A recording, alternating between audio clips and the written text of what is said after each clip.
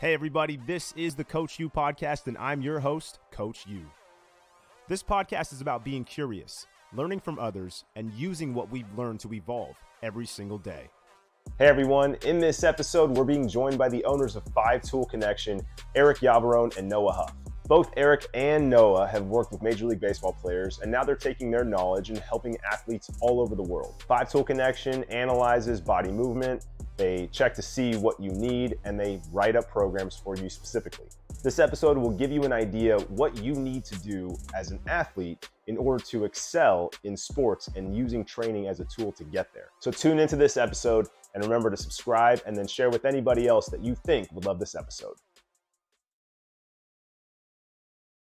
Hey, what's up, everybody? Welcome to the Coach U podcast. I'm your host, Coach U. We're being joined today by Eric Yavarone and Noah Huff. Guys, welcome to the show. Glad to be here. Appreciate it. Thank you for having me. Absolutely. Thank you. Appreciate it. Absolutely. Super stoked to talk to you guys about fun stuff, but we're going to talk performance training. We're going to talk about what you guys are doing with 5-Tool Connection. Before we start that, I want to go rapid fire just so the audience can get to know you a little bit better. Noah, you're going first. What's your favorite TV show? That 70s show. That 70s. Eric, what do you got?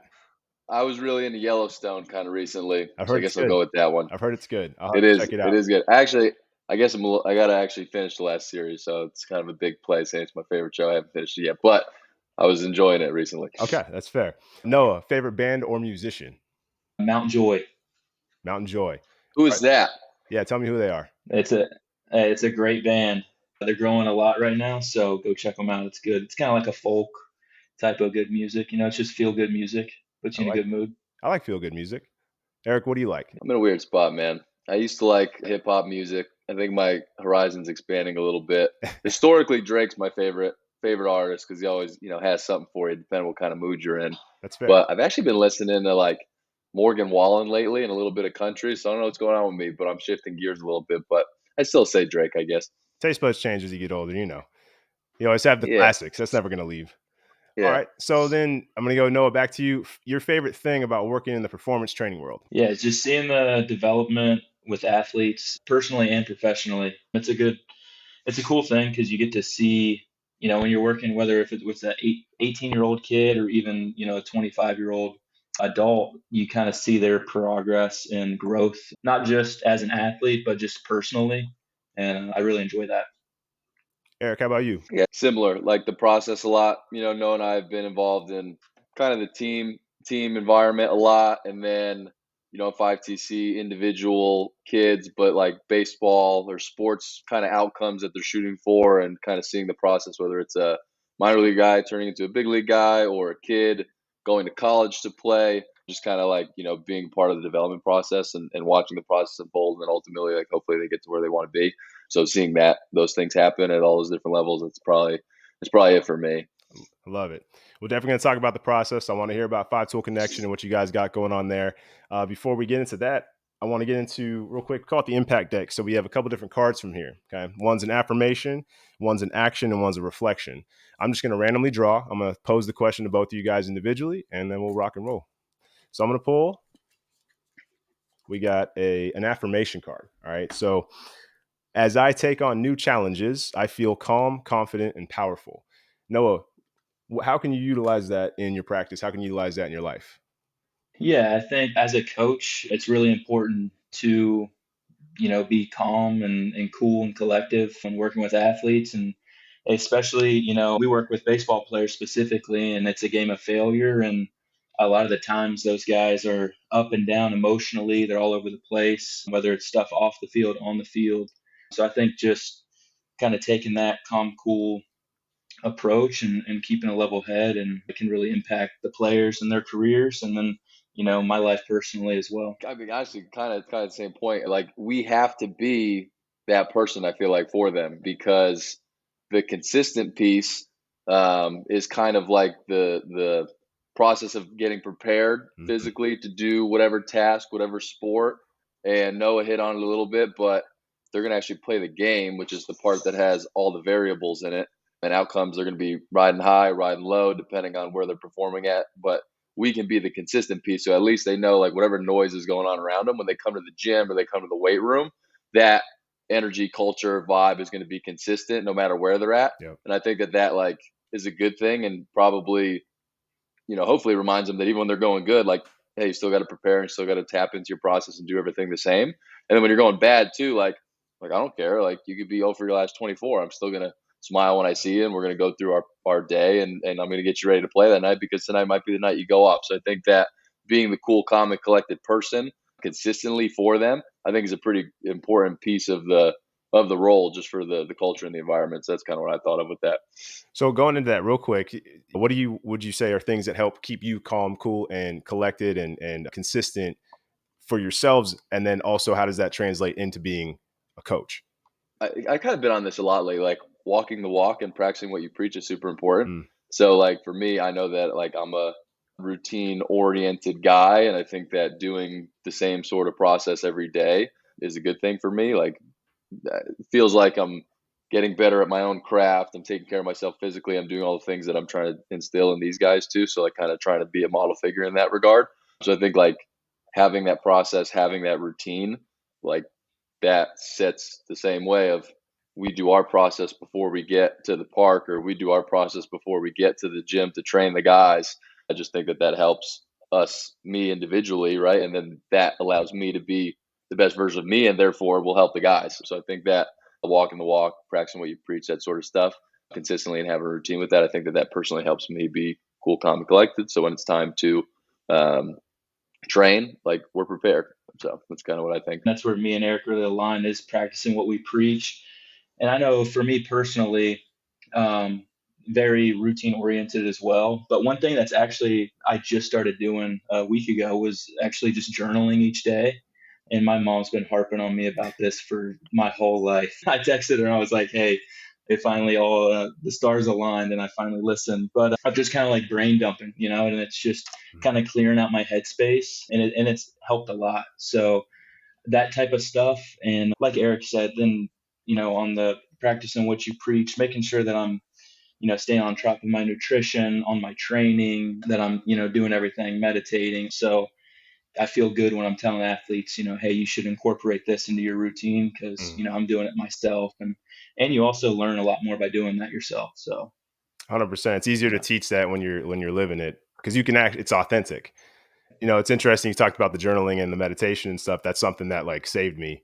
Talk about consistency and routine, like the things you guys are talking about. I appreciate the insights, because that stuff matters as coaches. It absolutely does. Let's talk about Five Tool Connection. Let's talk about what it is. Tell me how it started. All right. So 5TC started way back when. It was myself and a buddy who kind of worked more with hitting, and we had this idea of making, this kind of like all-encompassing performance thing with baseball and strength and conditioning, and kind of started getting some elements of it going. Never really went anywhere, but he kind of went a different route and started getting into some team stuff himself. So I kind of always and I kind of like put it to bed, but I always had the vision of like, all right, let's find a way to bring higher level performance training, testing, things like that to really kids, is what the focus started on, is giving them resources, because not everybody has somebody like yourself in their backyard. They don't have a Cressy Performance, like they don't have high level facilities. And a lot of them, I feel like, did what I did when I was in high school, trying to train to get better at baseball. But I was just going to a 24-hour, local gym for $10 a month and doing bench press, and not really having any idea what I was doing, and basically skipping legs every time and just doing upper body. So it changed from performance to some other things. But, I think a lot of kids probably have that same situation. So always wanted to continue the S&C vision for it. And then kind of made the decision like, all right, why wait? There's no reason to wait. And then, at the time, Noah and I started working together, got along really well, started becoming very close. And, I just kind of thought it'd be really cool to do something with one of your friends. So one day I asked him, I remember in the gym saying, "Hey man, like I'm doing this. You want to get involved?" And he said yes. Officially like started the company in 2019, September of 2019. So again, it was just the two of us to get going, and with the vision to bring better training to kids. And it's morphed and grown quite a bit, but I think the nuts and bolts of the goal and the principles of what we wanted to do have always been the same. And that was to bring that program into kids virtually. And now it's kind of shifted more to like, we want to dominate the virtual space for, you know, baseball, but rotational athletes, right? Dominate that kind of virtual space and bring good testing and performance. Noah, what made you jump on board? You were like, yeah, I absolutely want to do this. What was the excitement? Yeah, it was that me and Eric hit it off really well. He's a extremely intelligent person, coach, has a kind of sees strength and conditioning through a different lens than anybody I've talked to. And yeah, at the time, like I was learning from him and watching him work with players. And then and it was honestly just like it was the energy between us. It was like the vibe. We wanted to bring something cool. We want to be the best and bring the best service to everybody in baseball and softball, all rotational sports.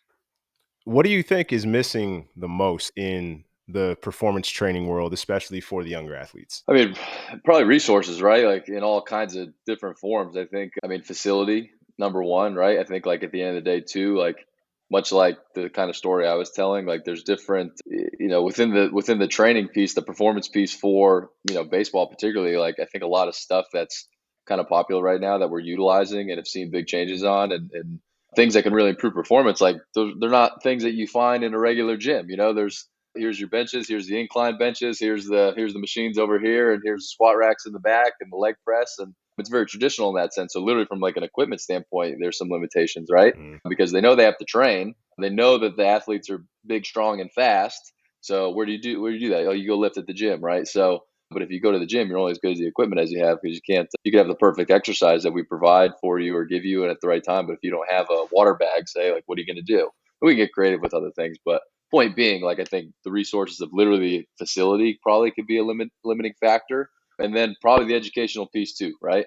At the end of the day too, like, again, referring back to the same story, because it was my experience, like you go to the gym and what are you going to do? I don't know what I was doing, right? So you're going to watch what everybody else does or what your buddy did or what an old coach of yours did when he played Yep. 15 years ago and got drafted. And here's the program that they gave me then. Go do it. It helped me, whatever that means.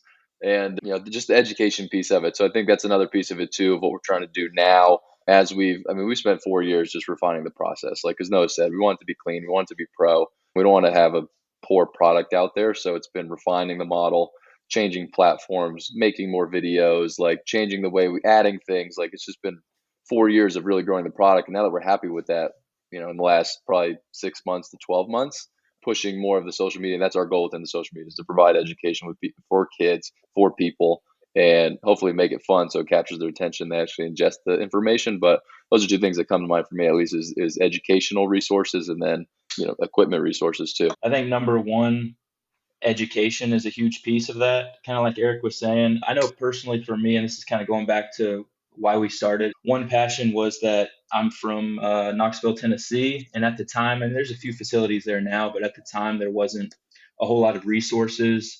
There wasn't very much education at all on training, on nutrition, on what you should do. This is what quality training looks like. This is what it is. And then, I'm gonna have to go the same route with facilities and those types of things. And that's the cool part about what we do, is that, you don't need a whole weight room to do our program. I was just watching videos that kids sent today, and they're in their room with dumbbells and a few resistance bands, and they're getting it done. We're able to provide that to kids all over with whatever resources they have on hand. I got one more thing to add too, kind of like within the personal story piece. Like, when I played, decent player, played in college, like, so was taking it very seriously. And on the one hand, I had my AAU coach who, like, on the baseball side, made me the player I was. So, like, unbelievable there. But when it came to training, he said, all you need is Nautilus, right? And he bought these Nautilus machines, and in the facility, there was just like your most standard first issued ever Nautilus machines. He's like, oh, that's all you need. You look like the Under Armour guy, and you're going to be great. And then on the other hand, I had some friends that were fortunate enough to go to a really good facility in town that I ended up working at later. Like, mentor of mine, Mike Ranfone at Ranfone Training Systems in Hamden, Connecticut. And like, that was the place to go to get the good training. And I remember getting the price sheet and bringing it home, and my parents saying, oh, well, we can't afford that. That's too much. So on the one hand, I have Nautilus, and on the other hand, I have, we can't afford it. So creating this model and this vision initially was, okay, we could be the middle ground there. We can at least provide the testing and the programming that you can take to the $10 a month gym and not be lost, right? Yeah. If you can't afford the facility, or you don't have the facility based off of your geographical location, right? So just a little bit more of like a kind of that came to mind at some point, just in terms of how it all came about. No, it's huge. I mean, it's, you're also teaching, especially younger athletes and just kids in general for life. You can do the best you possibly can. Is it the highest possible resources? No, but maybe that comes one day. And I love that. What's the first thing you're talking to them about? Basically, like a questionnaire, basically, of, what have you done in the past? What are you currently doing? What are your goals? And then from there, that's where we'll start our assessment process. And that's where it really just gives us a roadmap of the athlete. There we can see movement qualities, we can see force production, we can see how they move in different planes of motion. So it really kind of gives us a look under the hood, and we get to see them as an athlete from a training standpoint. And then we'll kind of go from there and build out their plan individually, and then keeping their goals in mind too, because it's what's going to motivate the kid. If we see something that they need, of course we're going to talk through that with them, but you also have to keep their goal in mind and let that fuel them as well. How do you guys deal with that? Because I think that is a very tough thing to deal with as a coach sometimes, where you run into, you need your athlete to do something specific, or maybe there's an outcome you're trying to get, but I don't know what the block is. Maybe they don't want to do it, they don't like it, whatever. How do you guys approach that? Ooh, a lot of things come to mind. I think that one is showing that you have information to support where you're coming from, right? Like if a kid says, I need to run faster, I need to hit the ball harder, I need to get my velocity higher, like, and in their mind, they envision like, okay, if I need to get my velocity higher, well, what do I need to do? I need to throw like weighted balls, for example, because that's what's popular. It obviously looks the part, and that does play a significant role in throwing harder.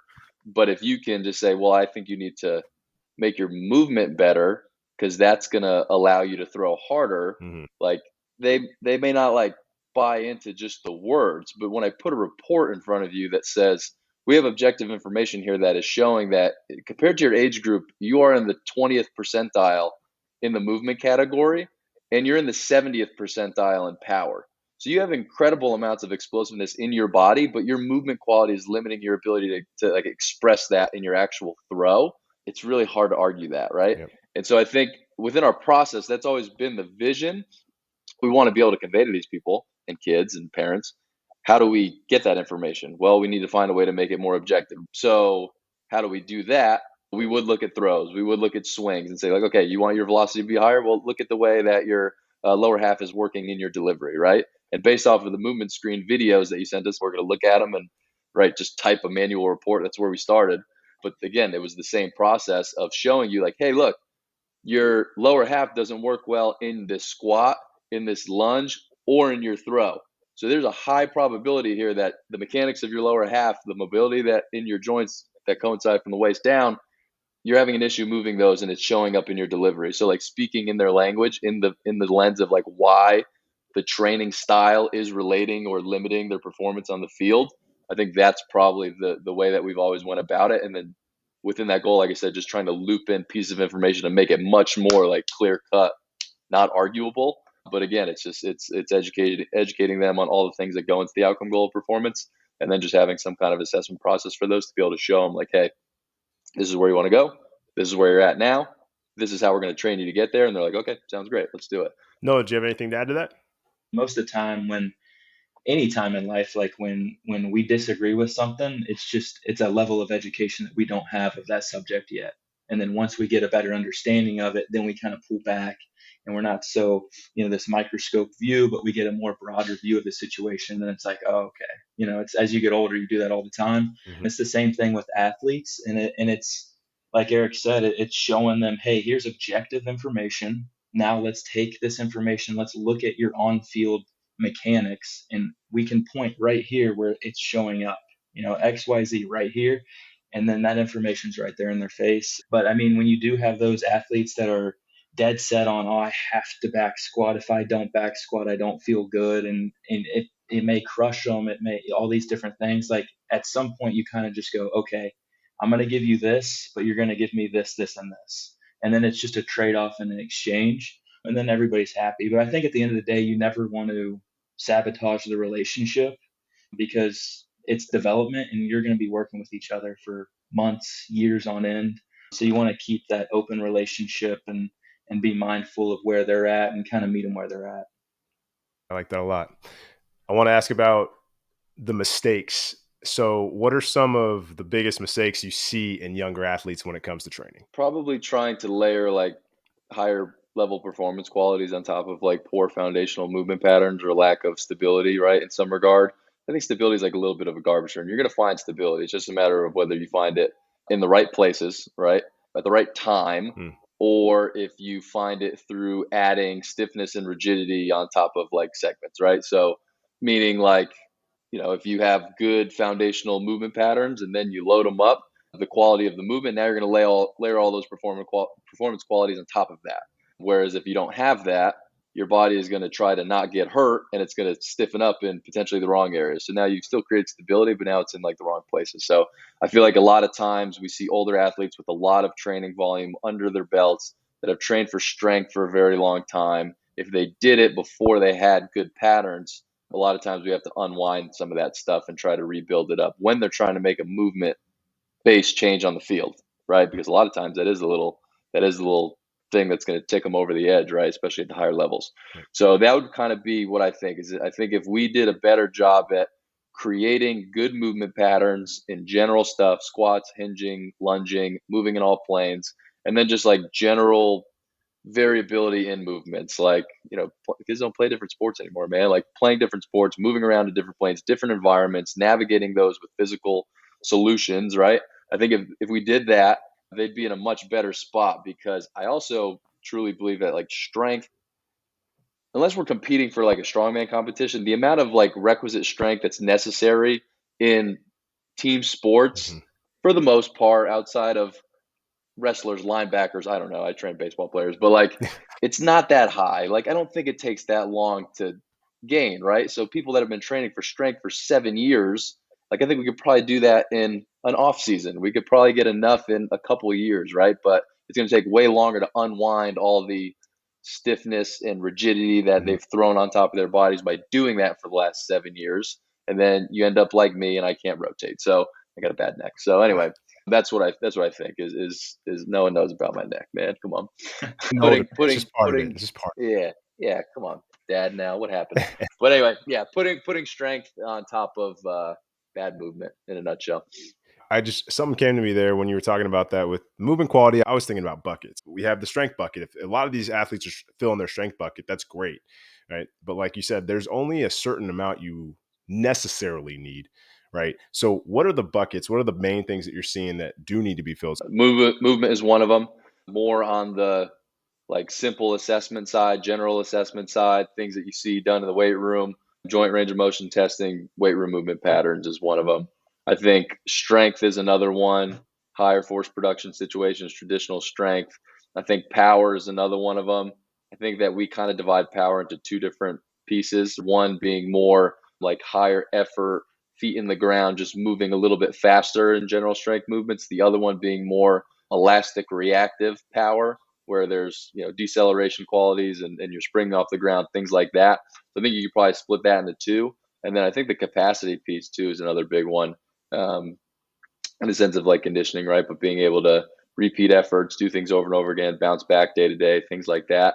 I think those are probably five general ones, and then that gets into the actual looking at the movements on the field, and depending on what sport it is, what position they play, you could probably break that down a couple different ways too. So like maybe for a baseball player, it could be the swing for a position player, and then it could be their defensive movement Mhm. actions, right? Mhm. As two more buckets. So now you have, call it 6 to 8 different buckets that can all go into the resultant performance on the field.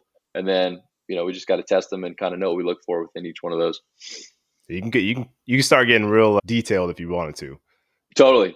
So yeah, you could spread them all out, and then you can condense them kind of, however you want. So we've taken them and we've kind of put them into three: movement, strength, and explosiveness. And that's kind of the three that we test for. What do you define as movement, and what are the qualities that you look for in movement? Obviously, number one, range of motion, having quality range of motion, and talking about joint by joint through the body. Eric kind of talked about that, where you see compensations and different things, and adding strength onto poor movement quality. Yeah, it's range of motion testing in the beginning. That's like the most foundational component of it, to just see what is capable, period, from a mechanic standpoint. So if you don't have good range of motion and control over that range of motion, then you're going to put yourself in a tough spot. Balance, stability, like Noah said, stability, which is just controlling kind of segments, coordination, the coordination piece, where now we're taking the different segments, putting them together, creating movement patterns at like slower general weight room speeds. Then it transitions more into the high speed movement stability component in like real time sporting environments. Really, you could probably say high speed environments and then uncontrolled random sporting environments. And you have to be able to move fluidly throughout all of these. But if you don't have good stuff here, it makes it much more difficult to do a good job here. It's kind of like a continuum where we start them on the table, look at isolated joint range of motion, transition them into more weight room movements, then higher speed stability, and then seeing how it all plays, when it's actually when a ball is coming at you versus a ball on a tee, right? When it gets a little bit more uncontrolled and dynamic. Movement is solution. So how are they going to create solutions to whatever the task is, right? So seeing how it plays out in sport and then dialing it back across that continuum, working the other way to see what they're working with, and then what we can change, if that makes sense. Yeah. I'm gonna have to take notes when I watch this again so I can like kind of try to break that down, what you just said. But we'll get there. I love it. It's such a simple thing, but it's also could be very intricate. And so like hearing you break it down, I do appreciate. So talk about speed development. When you're trying to train a guy to get faster, what are you looking at first? I probably sound like a broken record when we do enough of them, but it's the same thing. What's the resultant? Speed. Yep. Okay, I want to run fast. Okay, what are the pieces that go into running fast? There's a movement and coordination piece behind that. We need to be able to get into certain positions, say acceleration mechanics, triple extension, straight line from head to back toe, those kind of like main positions that you want to get into, pushing the ground down and back so to propel yourself the other way. But there's a movement component to that, where if you don't maximize the movement, the timing of it, the positions of it, it's going to limit your result, which is the speed.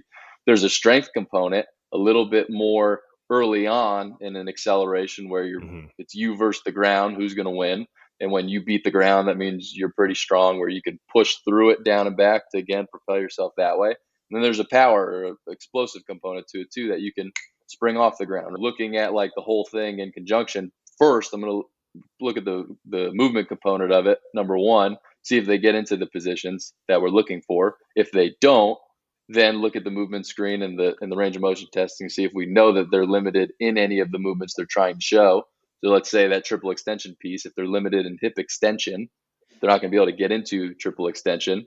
So we would come at that with a movement solution of getting more hip extension, working into hip extension and turning it into a running mechanic, right?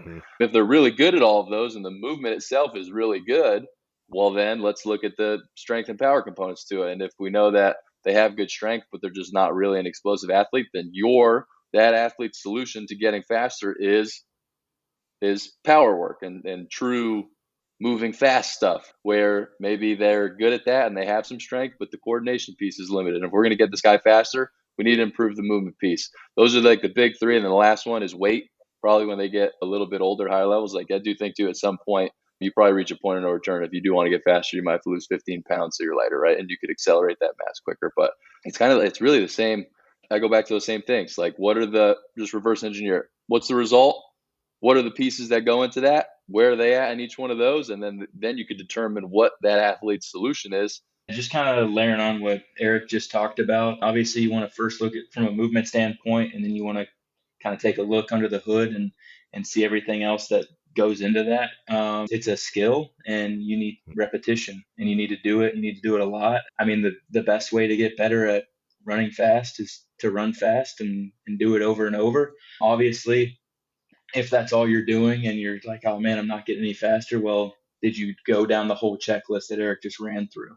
Once you start checking those boxes, it comes down to just repetition. And as you're checking those boxes, you can start to get that coordination aspect of it from doing it over and over and recording yourself and start to critique it and look through it, just like you would, pitching or hitting mechanics. Same type of approach. So like we go through our initial checklist, go, and then like we look at the position too, and then we could even probably get a little bit more broken down, right? So you take a shortstop versus a third baseman, for example. The shortstop's going to be a little bit more upright, usually involve more of like a prep step into their move, and then so they use the ground, they use some elasticity, and then they start to move in either direction when they go to make a play.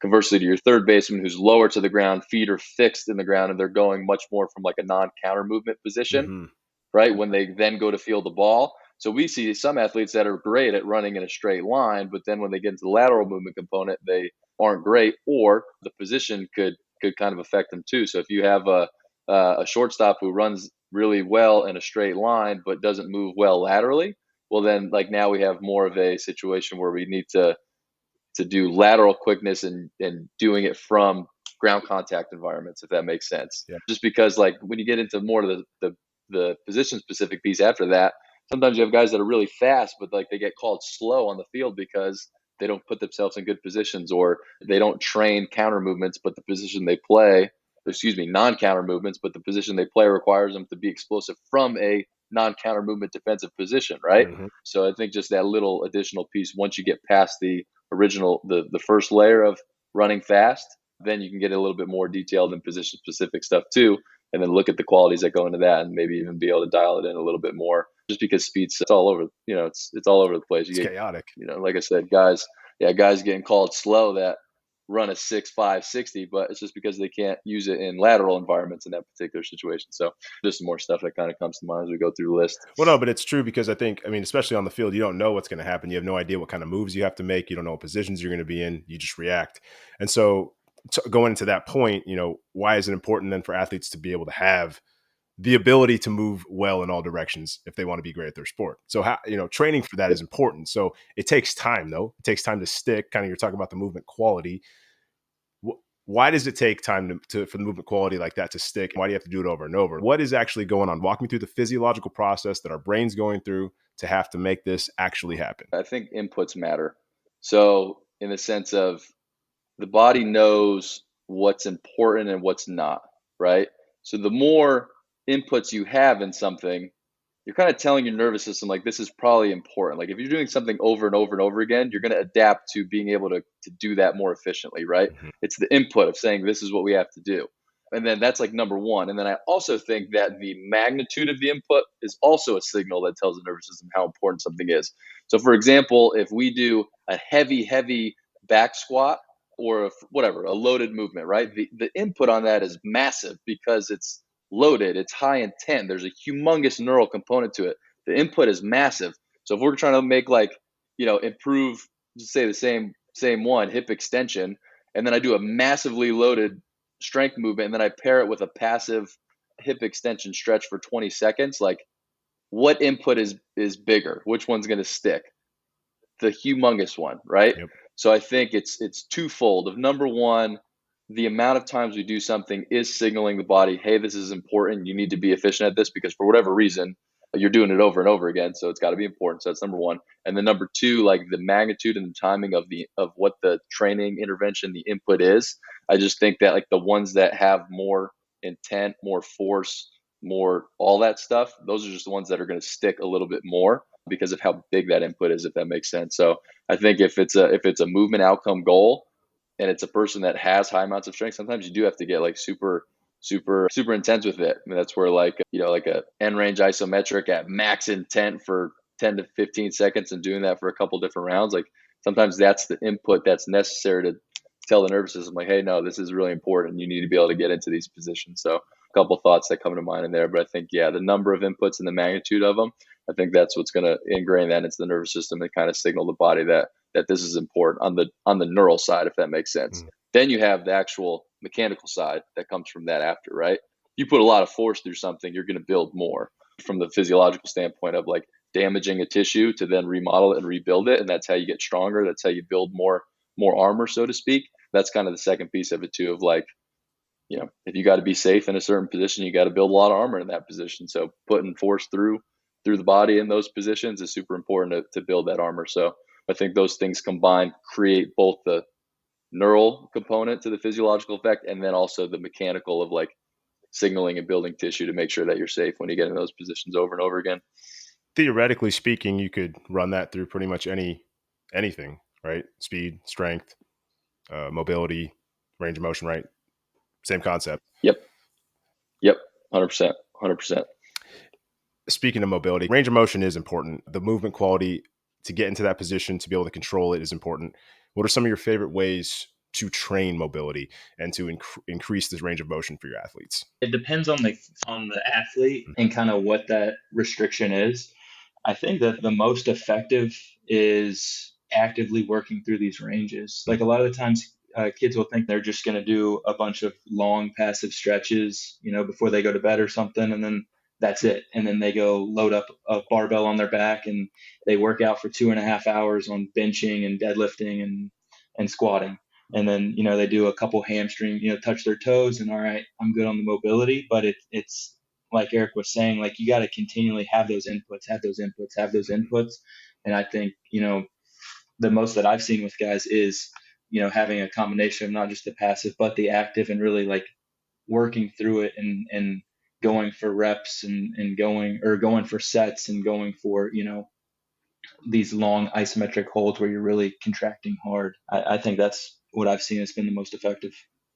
Yeah, I agree 100%. I think we're going less and less passive stuff, as we go. Like sometimes I guess there are situations where, like the overall movement possibilities, capabilities, like this is their box. And like, I don't know if we're trying to expand the box too much anymore. Sometimes we still do, absolutely. But for the most part, it's just making what's in the box work, as well as possible.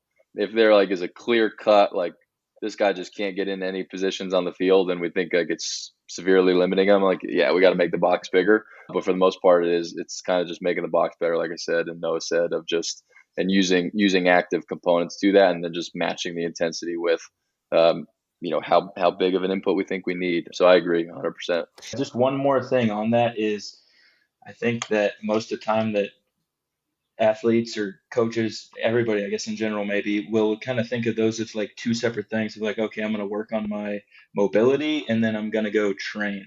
But you can really incorporate both of those. And if it's a well thought out program and well put together program, you're attacking those movement qualities within the program, which is going to be active stuff, which is going to be continual inputs. And then you're going to start to see that happen a lot quicker than thinking of these as two separate things. So I think when you really integrate the two is when you start to see those results happen quickly. Yeah, no, it's just interesting knowing, how you guys think about it. I think the neural input thing and the impact that it makes really makes sense to me.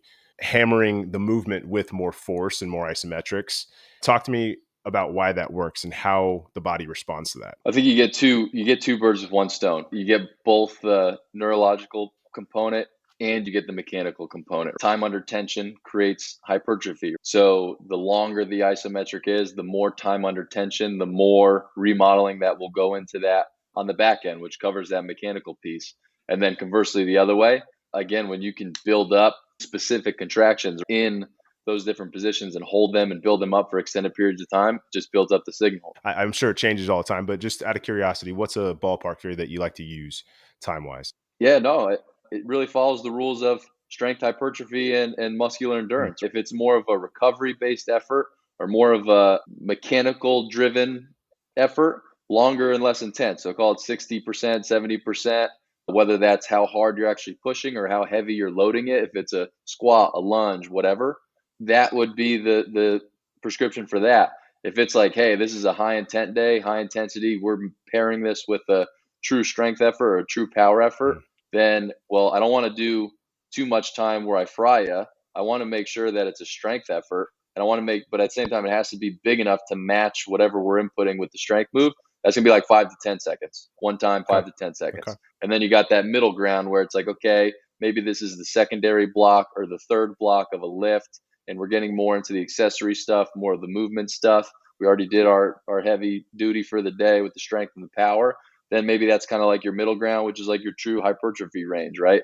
So maybe that's like a 15 to 30 second effort at a 80 to 85%, right? Again, whether that's load or internal effort being exerted. So I think those are probably the three that we go to the most frequently. So just like, what's the goal? Is it high intent strength? Is it somewhere in the middle to just facilitate or aid into a more less intent movement drill, or is it a kind of a recovery effort? And then I think that dictates which of those three plans we take out, if that makes sense. Absolutely does. Noah, did you have anything to add on to that? No, not after that. Eric crushed it. What does recovery mean to you guys? Like, what is recovery? We look at it in baseball for the most part, but whoever made baseball is kind of an idiot. They just made a sport that they said, oh, this ain't that intense. No big deal. We can play it every day. but you're never going to be 100%, They right? didn't So used to wear recovery helmets, is, man. They used to bean each other with the base. yeah, I know.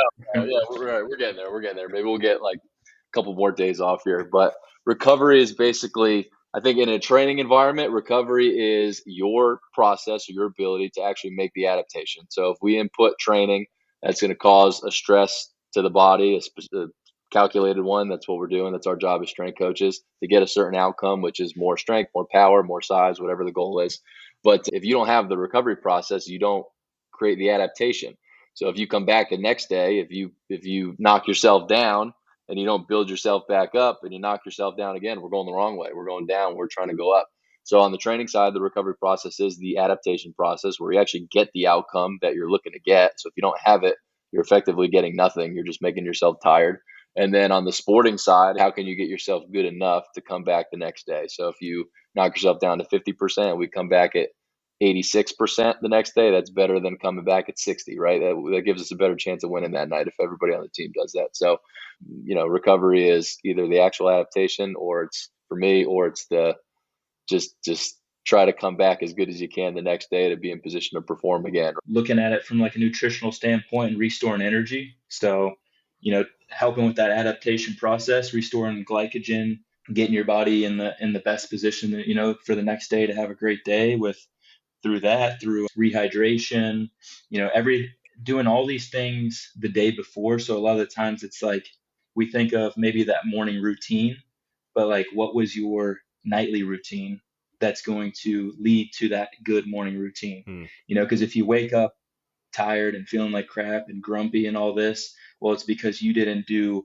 enough on the front end the night before to affect and have a good morning. So how can we help the athletes have the best mornings? Have quality meal of a balanced meal of protein, good carbohydrates the night before, fluids, pumping fluids, but also getting electrolytes, getting sodium in there. These different things, different supplements, or even just using things like tart cherry juice and these different things to really drive good recovery and good sleep, where we have good HRV, we have low resting heart rate, to really help that adaptation and have a good morning. So I think that's what recovery is for me. Yeah, so from youth to the pros, obviously the pros are going to have a lot different routines than the younger kids are going to have. These kids who want to get to that spot, what goes on at that level? What are these athletes like? The best, in my experience, they're consistent and they show up. It's not the hard work is when you went over 3 the night before and it was a long game and we're at game 120 and you come in the next day and it's super easy to just walk in, get some food, grab your bat and just get in the cage and start whacking. Like that, you stop, you come in the gym, you take your 15 minutes to do your mobility work. And mind you, like a lot of these guys are type A people too, so like they don't really laying on the ground and doing some 90-90 hip switches is not an enjoyable task for them. So like that's important too. Like a lot of them don't like all the stuff that we ask them to do necessarily, but they know it's important and they know it's gonna relate to the game. So like it's hard to do that. So like the hard work, it's still incredibly hard work. It's just in a much different form of like, can you stay diligent and can you stay consistent and can you show up to do your 15-minute mobility routine and your 15-minute microdose lift when you don't really feel like it, right? Yeah. And that's the separator for them is they continue to show up and they continue to be consistent. They're not always throwing 400 pounds in their back squat and they're not always crushing themselves with workouts, but they show up, they're consistent. And that's really what the hard work is in at least a game, to me, like baseball, where like consistency in the day to day is kind of the determining factor of what makes you great versus good. So I think just the hard work component of it, I don't know. I just think you get more out of showing up 4 to 5 days a week and doing something for 30 minutes versus twice a week for an hour and a half. Like that's just kind of what it seems like, that the more frequent inputs, the more consistent ones, that's how you're going to make the biggest change. So I think that's kind of the difference in my mind of what these guys kind of consistently do day to day. There is this thought process of that you got to grind it out every day and grind it out, work hard, all this. And it really does come down to that consistency of being a pro and that's why baseball has a minor league system, because, guys, even if they go to the best college program in the country, they're not ready to to be a big leaguer and they can't handle that type of environment and workload. You have to really learn yourself. You have to learn your routine. You have to learn what it takes to be consistent, how you can. And I don't know if you've seen like those little memes of like, this is what you think consistency is versus what it actually is, Hmm. and it's like, it's like a week, it's like 7 buckets of water full.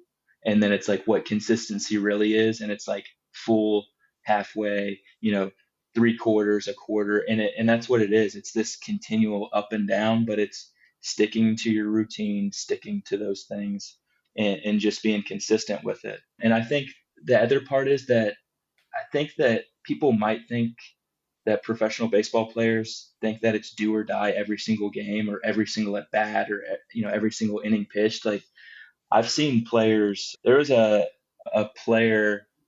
So I mean, I worked with a player, Michael Grove. So he was a second rounder out of West Virginia. Top, got paid well, super popular, all these things. Through his whole minor league career before he debuted, he won 2 games. He won two. His whole first year in professional baseball, he didn't win a game. Wow. And he was absolutely never one time did he say, "Oh man, I don't think this is for me. I don't think I can do this." There was never any doubt. He never was negative one time at all. It was the most impressive thing I've ever seen. It was just tunnel vision on like, hey, this is the process. This is part of it. And, the guy's pitching in the big leagues now. So I think it's just remembering that it's a game of failure and that, you have to really dive into that routine and believe in the process. What would you guys say takes you out of the game? Takes you, you've seen the guys succeed. I mean, is it the exact opposite of the guys who do succeed? Yeah, I mean, definitely in a lot of cases. I mean, there's obviously a big skill component, and you got to be just incredibly blessed and gifted. And there are guys that, as much as we're making it seem like everybody comes and sees us every single day and everything's great, like there's some that don't. There's some that do just they are that good, and maybe the longevity piece of it, and taking care of their body in that sense, like see how that plays out. Some get away with it, some don't. And that's probably one of them, actually. Now, saying that to answer your question, some of it could be, injury and things like that, where the skill's there, but the body breaks down and that kind of gets them out. For other ones, yeah, we have seen it's unfortunate sometimes, but some guys just don't ever kind of figure it out. And by the time they do, their back's against the wall and they're on their way out, right? Because they haven't performed yet. We always kind of talk about there is usually like an aha moment for a lot of them, and you see it. You just hope that aha moment kind of comes before it's too late. But yeah, I do think a lot of times there's the skill component, there's the health component, and then there's that last component of being the exact opposite of what we're talking about, and just either guys putting way too much pressure on themselves and that inhibits their ability to perform, where the other guys are cool, calm, and collected. Going back to the real part of the conversation, and that confidence is what allows them to perform. Or they just, it just never really clicks for them, the whole holistic picture of the resources and the things that kind of go into having that high level performance. But it never really clicks for them, and maybe they don't maximize their potential performance. So yeah, those are a couple things that at least I feel like, I've seen in terms of what doesn't work out for guys sometimes. I think sometimes maybe guys they were always the best player on the field and they don't realize, that they have to continue to evolve and continue to develop that routine and to, maybe take a different approach to their training than they had in the past because they are starting to get older and they're starting to play more games. So I think that could potentially be another factor in addition to everything Eric just talked about. Well, as always, every time I talk to you guys and I see you guys, I learn something. I appreciate the insight. I appreciate you guys breaking things down because, one as an athlete, I want I want you guys to keep bringing the videos, keep bringing the product because I'm going to share it. They're going to learn. We are going to keep putting out the good stuff because there's a lot of stuff out there that I think young athletes can get inundated with and it's not important at all. And it's actually probably going to do them more harm than it will, good. So I appreciate you guys taking the time to do this and, help make me smarter and help make our listeners smarter and athletes, hopefully, who take in all this information a little smarter too. I'm going to drop any links in the show notes. So if anyone wants to reach out to you guys. Yeah, totally. I think we're most active on Instagram of the social media platforms. Maybe once we get good at that one, we'll branch out a little bit. But I think if anybody wants to talk to us, that's probably A, where we're putting out the most content, the most information, and B, like most likely to get back to somebody pretty quickly. I hope I do it right. It's at 5 Tool Connection, right? No, all written out. The word 5 Yeah. Tool Connection is the Instagram. So you can go there. send us a DM if you want to talk just there. And then our website too shows kind of the different offerings we have. That's 5toolconnection.com. And then if you wanted to email us, we do for athletes, like we do 15-minute kind of strategy sessions with parents and kids. And if you just want to learn more about yourself as an athlete and ask a couple questions of what we would kind of think might be a good route for you, you can send us an email at the number 5, and then the letters TC, 5TC at 5toolconnection.com. And we'll get right back to you on that. And we can get on the phone and we could talk through some stuff too there. Awesome. I love it. Noah and Eric, thank you guys for joining, giving us some great information. I appreciate that. Thank you guys so much for joining. Thank you, man. I appreciate you having us. This was fun. Appreciate it.